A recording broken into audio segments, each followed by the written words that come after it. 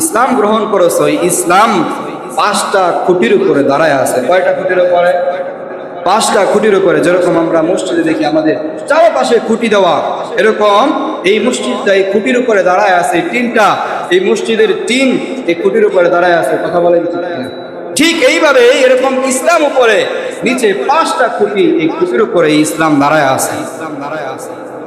আল্লাহ রাব্বুল আলামিন জানায় দেন, আল্লাহ নবী সাল্লাল্লাহু আলাইহি সাল্লাম হাদিসের ভিতরে বলে, বুনিয়াল ইসলাম আলা খামসিন, ইসলাম 5টা খুঁটির উপর স্তম্ভিত। শাহাদাতু আল্লাহ ইলাহা ইল্লাল্লাহ, 1 নাম্বার সে সাক্ষ্য দিবে আল্লাহ তাআলা এক, অর্থাৎ ঈমান গ্রহণ করবে। দ্বিতীয়ত সে নামাজ কায়েম করবে।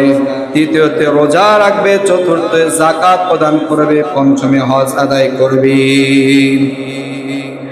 আমরা মুহতারাম হাজিরিন ঈমান গ্রহণ করেছি, কথা বলেন ঠিক কিনা? 1 নাম্বার গুণ আমার আপনার ভিতরে আছে। 2 নাম্বার ওয়াকিমিস সালাতা ওয়া আতুজ যাকাত, সালাত আদায়ের কথা বলা হয়েছে। নামাজ আল্লাহ রাব্বুল আলামিন দিনে রাতে কয়েকটা ফরজ করেছে। 5 ওয়াক্ত নামাজ আপনার আমার উপর ফরজ। এই 5 ওয়াক্ত নামাজ যদি আপনি যথাযথ আদায় করেন, তাহলে আপনার ইসলামের খুঁটির ভিতরে 2টা খুঁটি অটল রইল। 3 নাম্বার হলো আকিমুস সালাত ওয়া আতুজ যাকাত, আপনি যদি যাকাত আদায় করেন, আপনার যাকাত আদায় করার মাধ্যমে আল্লাহ রাব্বুল আলামিন বলে যে তার 3টা খুঁটি ঠিক হয়ে গেল। আর আল্লাহ রাব্বুল আলামিন বছর ঘুরায়া 12টা মাস ঘুরায়া 1টা মাস সিয়ামের জন্য দিয়েছে ট্রেনিং হিসেবে। 1 মাস তুমি যেইভাবে চলবা, সারা 11টা মাস তুমি ওইভাবে চলবা। এই জন্য রমাদানুল মুবারকের রোজাগুলো আপনার আমার উপর ফরজ করে দিয়েছে। কেউ যদি এই ফরজ ইবাদতটা করে, আল্লাহ তাআলা জানায় দেন যে তার ইসলামের 5টা খুঁটি ঠিক রইল। 5টা খুঁটি ঠিক রইল। পঞ্চমত, আল্লাহ নবী সাল্লাল্লাহু আলাইহি সাল্লাম বলেন, ওয়াল হজ্জুল বাইতা, যে ব্যক্তি হজ করলো, সামর্থ্য আছে হজ করলো, হজ করলে সে ব্যক্তিও আল্লাহ তাআলা জানায় দেন যে তার ইসলামের 5টা খুঁটি ঠিক রইল। এখন আমার 5টা যদি খুঁটি ঠিক থাকে, তাহলে আমি যদি এই যে মসজিদটা, মসজিদের চারপাশে খুঁটি, এর ভিতরে আমি আরো মাল সামানা বিভিন্ন জিনিস রাখতে পারবো কি পারবো না? অবশ্যই পারবো। ঠিক ওইভাবে আপনি যদি ইসলামের এই মৌলিক 5টা বিষয় যদি ঠিক রাখেন, তাহলে আপনার আরো যে বিষয়গুলো আছে ওই বিষয়গুলো আস্তে আস্তে ঠিক হয়ে যাবে। আল্লাহু আকবার। মুহতারাম হাজিরিন, যেহেতু হজের সিজন চলতেছে, গত জুমায় হজ সম্পর্কে আলোচনা হয়েছে, এই জন্য আজকের জুমাও হজের একটু কথা বলা হবে।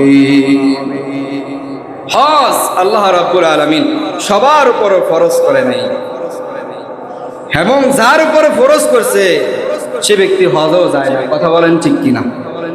এমন অনেক মানুষ আছে তার উপরে হজ ফরজ ছিল কিন্তু হজ করতে পারে না, তার আগেই দুনিয়া থেকে বিদায় হয়ে গেছে। কথা বলেন, খালি বলছে শেষ বয়সে যাব, বৃদ্ধা বয়সে যাব।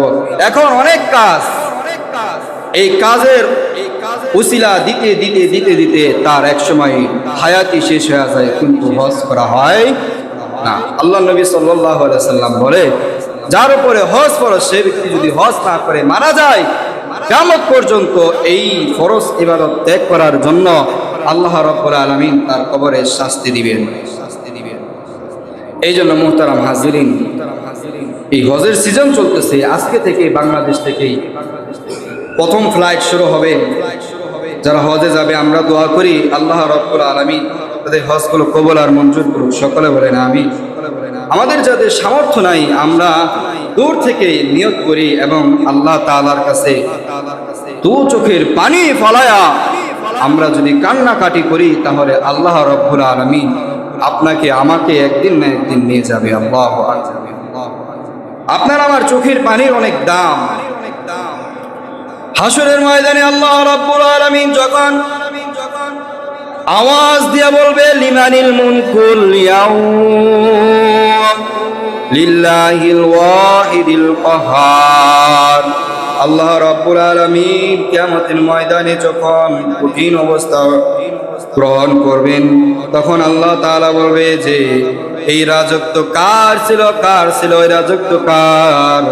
তখন সব বান্দা একত্রে এক আওয়াজ দিয়ে করবে যে লিমানিল মুলকুল ইয়াম ওয়াল্লাহু লিল্লাহিল ওয়াহিদিল কাহার, এবং সব বান্দারা বলবে আল্লাহ তাআলা তোমার। আল্লাহ রাব্বুল আলামিন হাসরের ময়দানে 500 বছর পার করে দিবেন। আল্লাহ রাব্বুল আলামিন ওই হাসরের ময়দানটা এমন হবে, এই সূর্য উল্টা পিঠটাকে আল্লাহ রাব্বুল আলামিন সোজা করে দিবেন, এবং ওই অবস্থাটা এমন হবে, ভয়াবহ অবস্থা। ওই সময় আল্লাহ রাব্বুল আলামিন ওই জাহান্নামকে এইভাবে জ্বালাইছেন।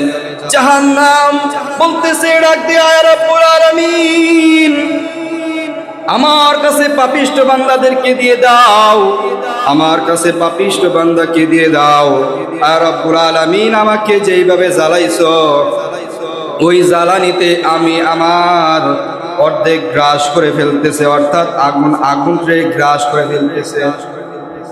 আমরা একটু জিকির করি, লা ইলাহা ইল্লাল্লাহ, লা ইলাহা ইল্লাল্লাহ, লা ইলাহা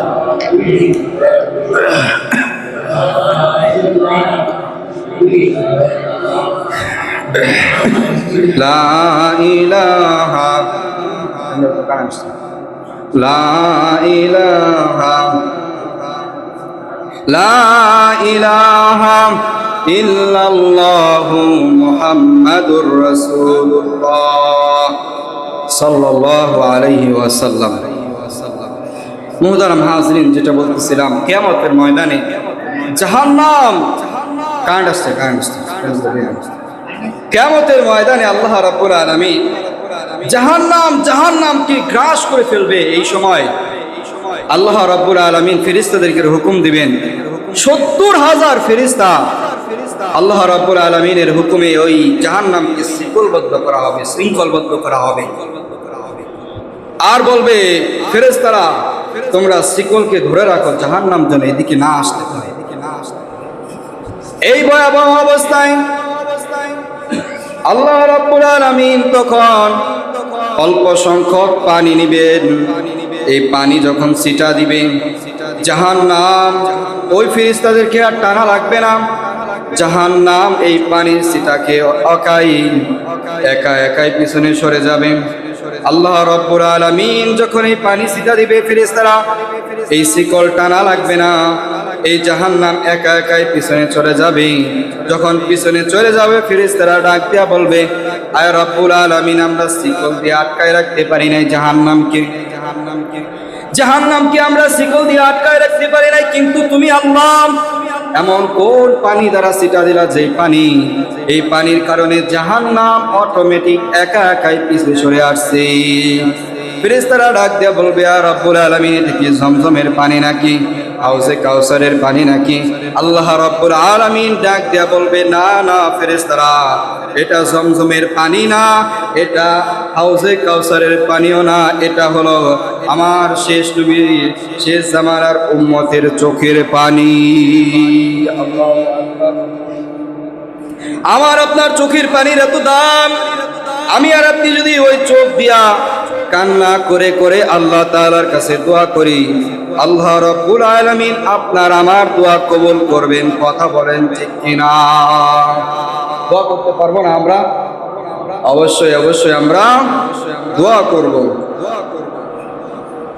হযরত আব্দুল্লাহ ইবনে মুবারক রাহমাতুল্লাহি আলাইহি তৎকালীন জামানার ভিতরে আব্দুল্লাহ ইবনে মুবারক রাহমাতুল্লাহি আলাইহি ছিলেন ধনী ব্যক্তি। তার একটা গুণ ছিল, হজের মৌসুম যখন আসতো, তিনি তার টাকা দিয়া, তার পয়সা দিয়া আরো যে তার গরিব দুঃখিনী যারা আছে তাদেরকে হজ করাইতো। এইভাবে এক বছর হজ করাইতেছে।